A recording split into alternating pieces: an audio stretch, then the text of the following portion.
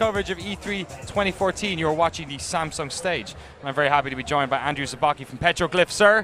Thank you. You're a lead game designer on a game a lot of RTS fans are very much interested in, Grey Goo, and we have it playable right here. Is this the first time you guys have actually had it playable at E3?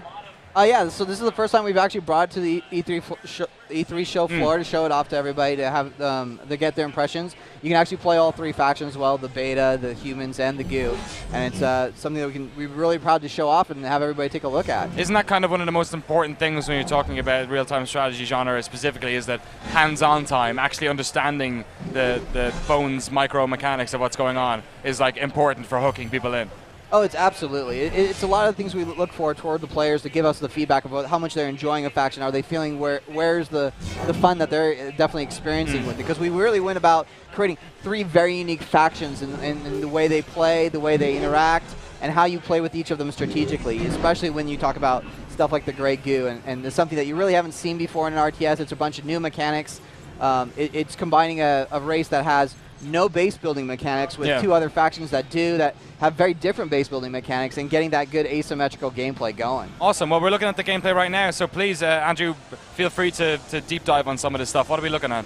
So yeah, like right now we're kind of looking at one of the beta bases, and the betas are all about this modularity and customization and building, bases that either really close together and being very defensive, or being very distributed and building out across the map everywhere. So what you can see here is you can see like the main HQ, it's got two refineries, so there's income's going. You see two factories, and those factories are kind of just turning out the base units that are available. But right there off to the right, you can even see another factory that's got another power hub that has both a tech and a factory attached to it, and that's actually creating some specialized unit. That really made that factory combination very unique into your base as a target and as something that you're going to want to protect or, put out elsewhere. So combining the actual the modular buildings themselves results in different tech trees almost. Exactly, and the number of power hubs, or the size of the power hub dictates what kind of options you have. Like that small one, you're only going to get that one tech attachment there, which kind of limits your options there. But it really distributes the risk. You don't have as many eggs in your basket that, if I lose this, I'm not losing all my different type of tech units. I'm just using maybe one specific site. While in the larger power hub configurations, you can get multiple techs and have a factory that can produce a lot more. Cool. So in competitive real-time strategy games, resource gathering is obviously a really important thing. What are the resources in Grey Goo, and how much of an onus is on that? So we actually went to a single resource model in Grey Goo. We wanted to keep everything simple, but give it a lot of depth. So we didn't want you to have to, really think about, okay, well, how many resources am I managing? We wanted you to focus on the gameplay of what is the strategy you're actually trying to do, what units are you playing with, what's the structures you want to build, and really incorporate that gameplay, then really put too much of the noodly micromanagement that isn't necessarily always fun. So the three different resourcing mechanics are really kind of interesting. The humans and betas share a lot of similarity, where they have this refinery that they place down, then they place this mining extractor out into the world on a density map of finding the resources. And that entire density map is actually saying, hey, where can I get the most drain out of it? Where can I get my most amount of resources? And how far of a supply line do I want to protect? Well, for the goo that you see there, they actually go around and take bites out of the world and collect up the resources and then digest it over time. So you're really mobile with the goo. You don't actually stay in one place. You kind of come, you hit a resource location, you grab the resources and run. Or depending on what you want to do with that, you can actually assault a base, assault units, and you can see the goo right there actually kind of make a big push offensive with the resources out there. So he's actually kind of got a little bit of an energy shield from that resource grain. How tough is the goo? Because it seemed to have just rolled over a pretty decent-sized squad there. So the goo has got its own powers and disadvantages. While it is very, very strong against structures and units in a really close combat, it's relatively slow. So if you're going to micro, you can kite the goo around and really hit it home to them. Because for the goo, it's all about the size, and they grow for their economics and then split that off and then create their units. Anytime the mother goo is taking damage, you're actually kind of hitting the goo's economy at the same time. So it's that trade-off of, like, does the player want to risk it? Do they want to do, use that and spend the money to actually do some good, real hard damage? Or are they going to get kited around and start really getting their economy harassed? So you don't, it's almost like a push and pull of, like, do I really want to be offensive against you, or do I want to really kind of like hold back and kind of protect my goo and be this, this entity that's running around the map that you're trying to chase down and hunt down and eventually kill. Are you in control of the scale of each one of those goo? What do you call a unit of goo? The mother goo. The mother goo? The mother goo. Can you create one, like, just obnoxiously large mother goo, or do they fact, have a... Yeah, you can. So, like, you're looking at the screen right now. There's 3 goos there that are actually full size. They don't actually get any larger than that. So from there, you can actually take those and combine them down to make an epic. And the epic is like the massive goo. It's this huge monstrosity that's goo that will come over. It crushes everything by just rolling over it. It has tentacles that it burrows into the ground and comes up and just destroys units from below. It's really that game-ending unit that's going to break any kind of sort of stalemate. And because of the scale of them, and I guess the fact that I don't think they're permeable. Other units can't walk through them, right? Yes, they can actually. So, they can. So the goo race itself is a race of nanites. So you can kind of think of it. What would it be like if you had this huge race of nanites that's just this big blob that exists in the world that you're going to have to deal with, and it's kind of like stepping on an anthill, right? You're going to have all those ants devouring you up. And right now you guys are actually seeing the epic being created. So the epic is really this big blob of goo that's getting created, and it's eventually going to grow up. And then you can see it right there with the big 3 tentacles kind of moving around. And it looks like we're going to go take this guy and just start wreaking some havoc on the enemy base and units. So can enemy units walk through it as well then, you're saying? They can walk through it, but they're going to dissolve as they go through. So if you have enough health, or you might survive it, but in reality, you're not going to do too much. So there's a tactical advantage then to, like, at choke points, for instance, like trying to keeping players behind it. They don't want to try if they can't get past it. Well, that's one of the benefits of the goo, and the goo actually would use that to its advantage. The goo can actually terrain walk, so it doesn't actually necessarily obey the same ground movement rules everybody else is. It can climb over mountains, it can climb up over cliffs, and that ability gives us this great ambushing type ability. So there's a lot of strategies about how do I take this, this big blob of goo and then use it to my advantage. Do I lure you into the bushes and then, obviously just jump in there, or do I come out of the forest and just dissolve you out there without you ever noticing? Yeah, because you could have, with the perspective, I guess, no matter what your camera angle's at, you could actually hide in one of those forests and then just pounce out and be...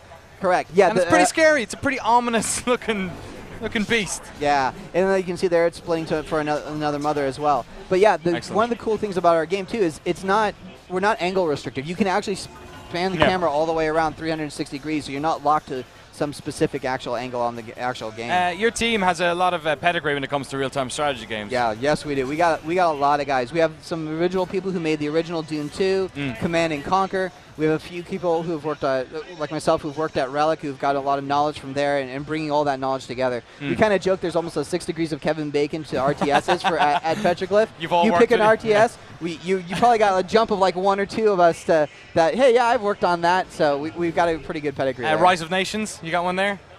Yes, we do, actually. There's someone who's actually worked on that. How many degrees? 1?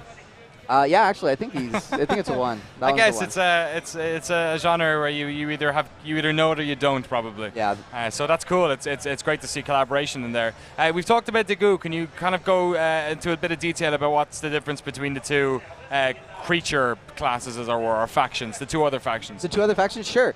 So when you look at the spectrum of players, right, everybody likes to play a certain specific way. There's people who like to turtle and really big bases. There's people who like to be really, really aggressive. And there's people who, pretty much the spectrum in between.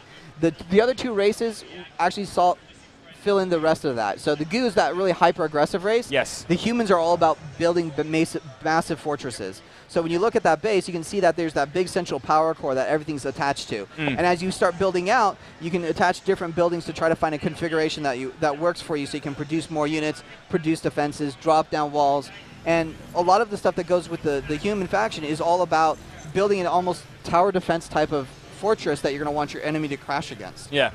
So they can put up walls that the human units can just move through with impunity and not worry about. They can shoot through them. But in contrast, the beta are all about this big mechanical type structures. They really care more about function than form. And so as a result, you have really machine powered units. They have a lot of walls that are like really solid. You can actually configure what type of turrets you put up on the walls with your own types of units. And you can see some of the units there for the humans as well.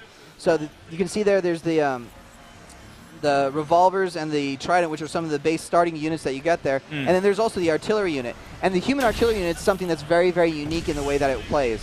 While it fires exactly a projectile off that will land, it actually, if it misses its target, it actually leaves behind a landmine there. Oh, that cool. gives you this great Right. kind of combination of use for that unit, whether you say, hey, I'm going to use you offensively, you're going to be firing into the middle of a very big, glob of units, getting rid of that ball of death that might be coming towards you. Or you can be mining your entrances. You can be just automatically telling it to attack ground and leaving behind a small little minefield for it to deal with. So it fills a little bit of a dual role and gets really a lot of function out of it.